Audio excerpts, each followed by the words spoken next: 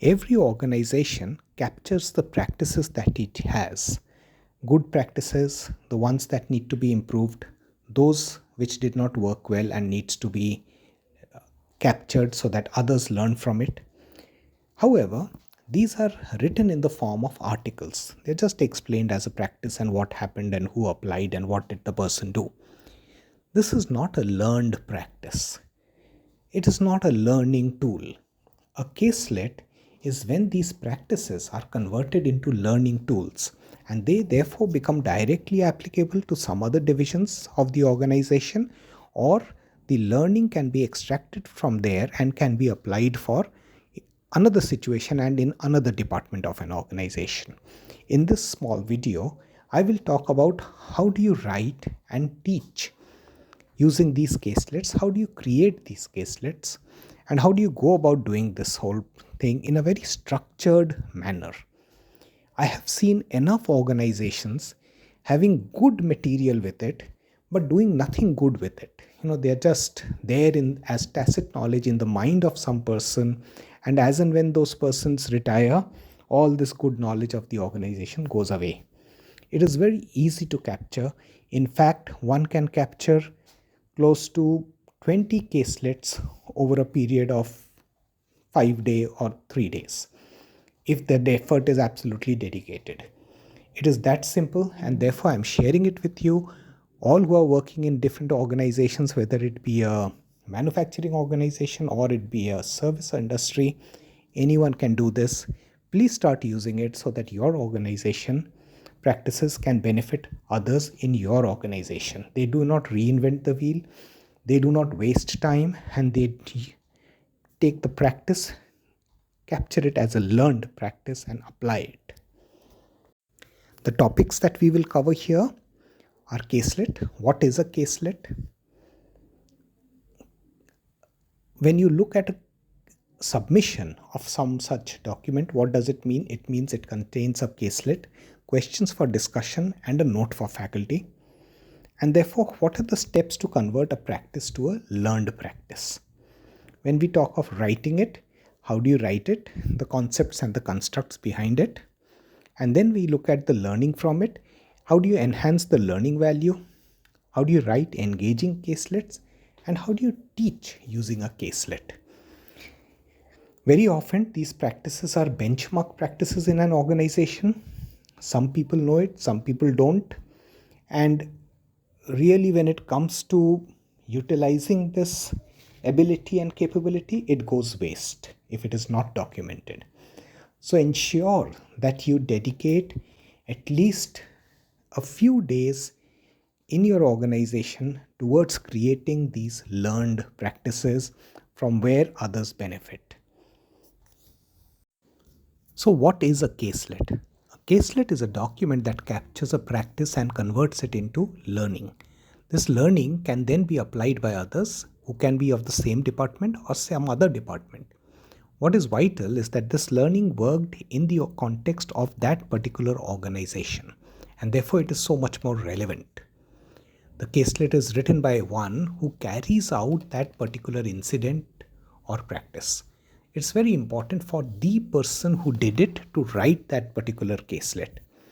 Now, once the caselet is written, the name of the caselet, the writer's name, department's name, the year it was written, the geography it was written, and the concept it is on, these need to be tagged, hashtagged, and kept into the knowledge management system of the organization. That way, it's very easy to retrieve and recover that particular caselet whenever in a later date. It can capture various things, a new way of doing things, a way to analyze something that went wrong, and the structured approach that they did to arrive at a root cause or to fix that particular thing, a continuous improvement being carried out in a very structured manner, and making things happen differently. How did they go about taking up a particular challenge? It can be something like import substitution or doing some process or a manufacturing thing in a very different approach that they took.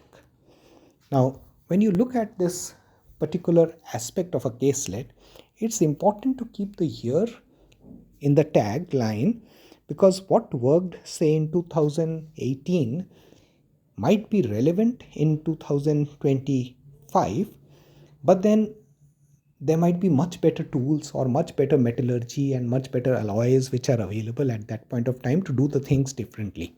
But still, it's good to know what was done many years back when a similar situation occurred.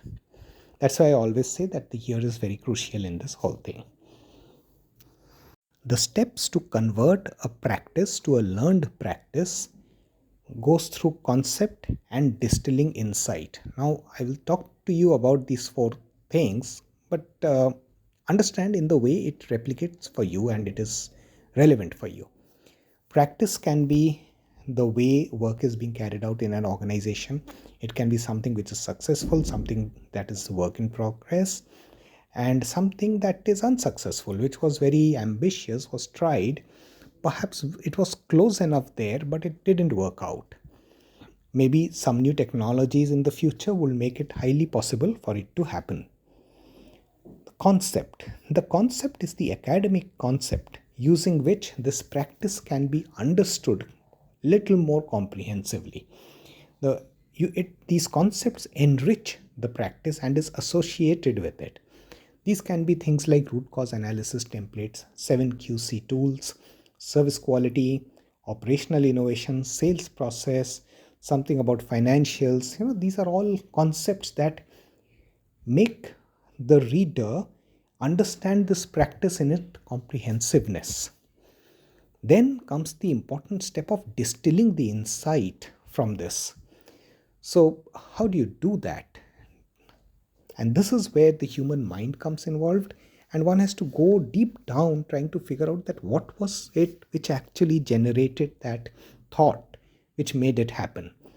How do you distill the insight? How did you generate the insight? And it's very important to understand how was that process carried out. How was it applied directly or conceptually to the particular instance which happened? Distilling insight is perhaps the place where the entire tacit knowledge resides, and it is where the competitive advantage resides of the organization. If an organization can distill these insights properly, they will have a very good knowledge management system which can address most of their requirements, internal learning requirements. And then it comes into a learned practice so that that can be implemented in a similar area or another area. One can gain from the learning of others that way. So work, for instance, work carried out can be captured as a practice. Work that went well as per plan, that can be captured. Work that did not go well, work that gave rise to innovation and new ways of doing things, something from which the rest of the organization can benefit. These are all what we call as practices, which are worth documenting, but not as an article, but as a learned practice, as a caselet. And what is this learned practice all about? What is the benefit of having it? If you have these caselets created, if you have these learned practice situations generated, what happens is that you reduce errors. You start getting things right for the first time. Create a learning organization, eliminate the waste of time, and develop the culture of learning. Just imagine if someone, perhaps 3 years earlier, had faced a similar situation and the individual tackled it in a particular way. And today, if you're trying to capture that and you are in a similar situation and you need to know what the earlier person did and who's perhaps now transferred to some other factory or some other department, and he's just not able to recall it in depth, you have lost vital knowledge. It's very important, therefore, for you to be able to create these caselets, convert these practices to learned practices, archive them, store them in your KM system, and use them.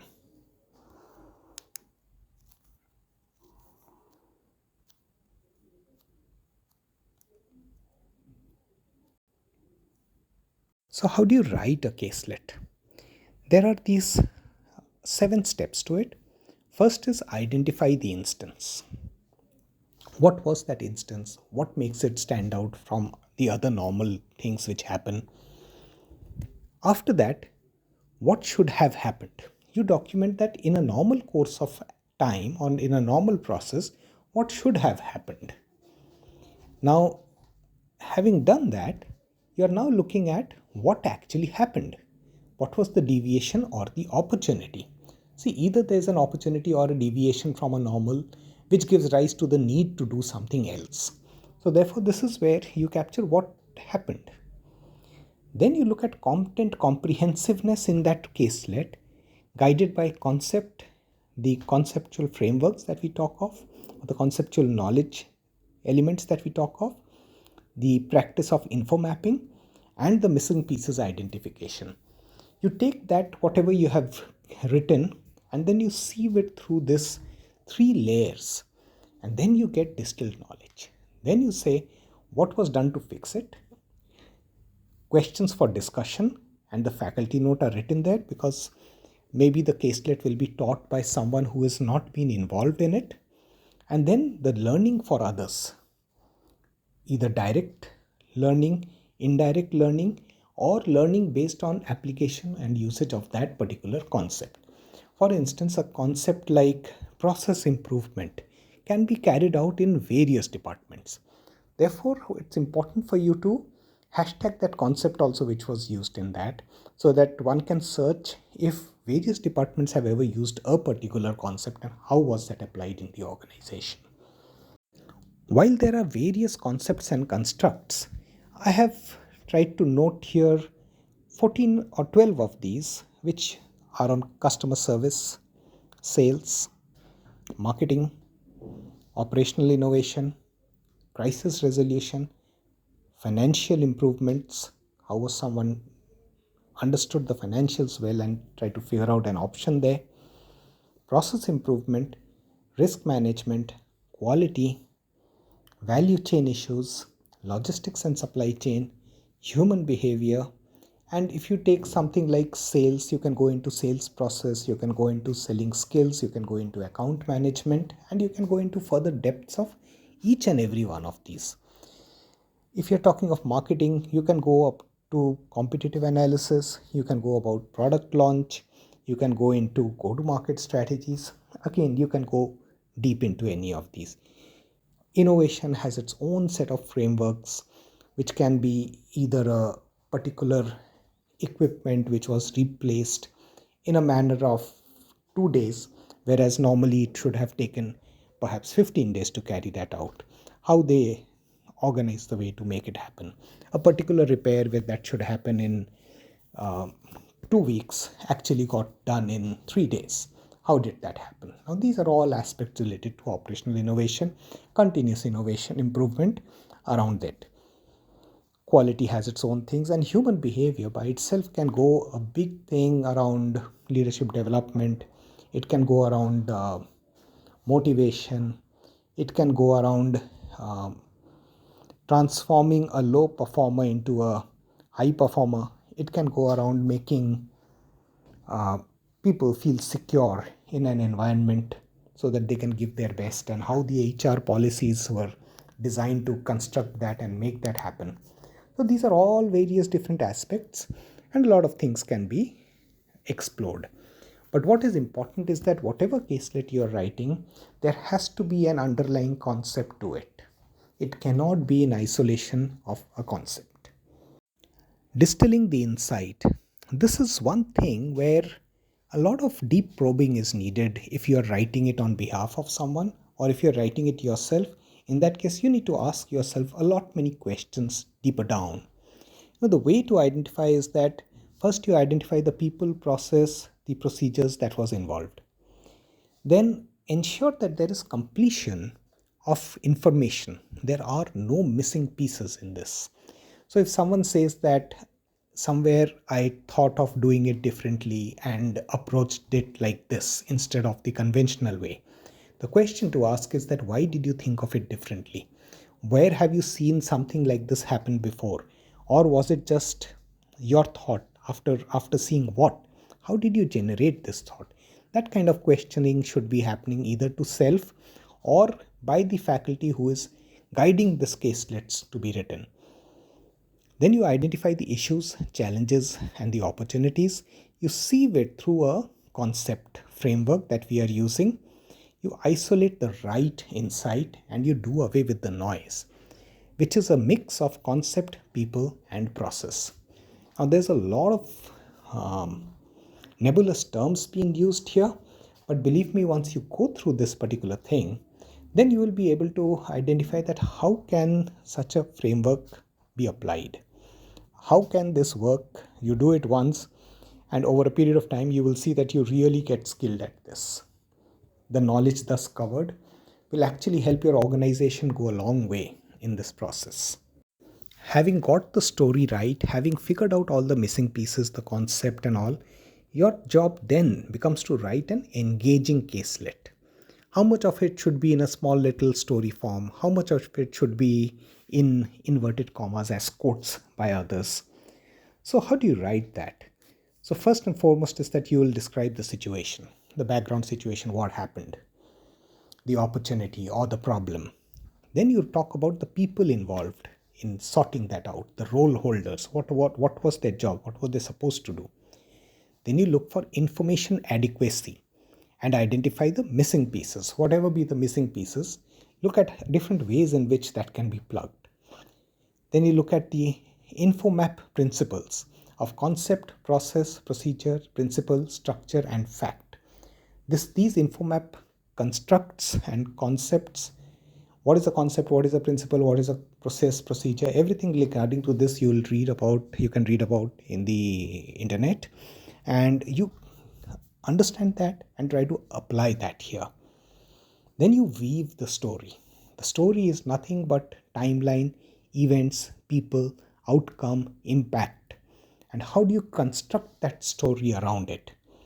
And then when you have done this, you ask the questions for discussing, for deriving the learning, which is where it's most crucial and where it becomes a learned activity, is when you figure out the why, what, and how of that particular event. Why did that event happen? What happened in that? And how was it addressed? And these should be stated clearly and precisely in ambiguous terms by the person who did that activity. So there's no more nebulousness about this, because the person who has done it is in the caselet. This is one of the fundamental differences between the case study and a caselet, because a case study is written by someone who has not been involved in that activity. A case study is supposed to be unbiased. Therefore, it is written by a third person. A caselet, on the other hand, is written by the person who has gone through that particular incident or has very closely been there when that particular incident happened. Now you come to teaching caselets. Once the caselet is written, now you come to teaching a caselet. A caselet is normally 2.5 A4 sheets long, where the headings are written in 14 and the body is written in 12 or 11. Now, given that, this is how it goes, and it's around 2.5 pages long. So the first step is that distribute the caselet to the learners. Then the faculty should refer to the faculty note that has been created by the caselet creator, and then the caselet discussion questions the faculty should go through. Obviously, the faculty would have gone through the content before. After that, debate within the class. The faculty strikes a debate and a discussion on various perspectives that are provided in the caselet. Why did the person do this? Could the person have done something differently? What do you think led to this happen at the very first instance? Those kind of things. And if there is a competency framework that exists in the organization, the caselet must then get connected to the competency that is being talked of and that is being tried to be built during that session. So when you teach a caselet, obviously the faculty will go through the caselet. There will be a whole collection of caselets that an organization has. Faculty sorts out based on department and the concept, and then selects the few that are relevant to them. based on the competency framework also, which they want to cover. And then based on that, the whole program is constructed and delivered. So understand that the frame caselet should be going to the participant at least a week before, so that these multiple caselets they can go through and they can get ready for the session.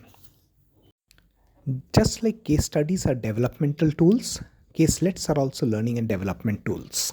So, but there is a fundamental difference in the two. Though both of them, when you try to write it, it develops thought leadership. However, a case study is cross-functional and strategy focused. A caselet is functional focused. A case study is used in leadership development programs. A caselet is used in lateral induction and management programs. A case study develops perspectives on leadership dilemmas. A caselet generally involves discussion on guidelines, SOPs, and reality, and how it should be handled at that point of time. It is not about a discussion, it is about action and what was done. A case study can be 8 to 10 A4 pages long. A caselet is not more than 2.5 A4 pages long. A case study is anchored on management frameworks, maybe multiple of them. A caselet is anchored on technical frameworks and only one framework at a time, or only one concept at a time. A case study develops conceptual ability. A caselet develops problem solving and decision making ability. A case study is driven by the protagonist dilemma. A caselet is driven by the individual who's writing it and by the learning value that that individual wants to drive. So caselet is a very actionable tool, and it needs to be understood and the information in it captured in a similar manner.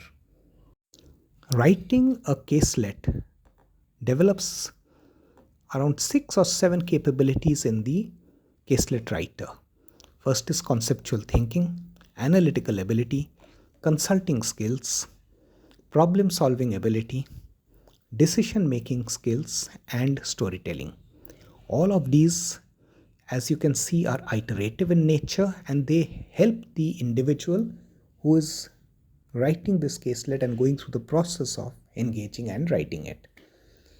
On the other hand, the organization gets valuable knowledge documented, which can then be used for replicating practices, lateral induction, learning and development, performance management, succession planning, and continuous learning.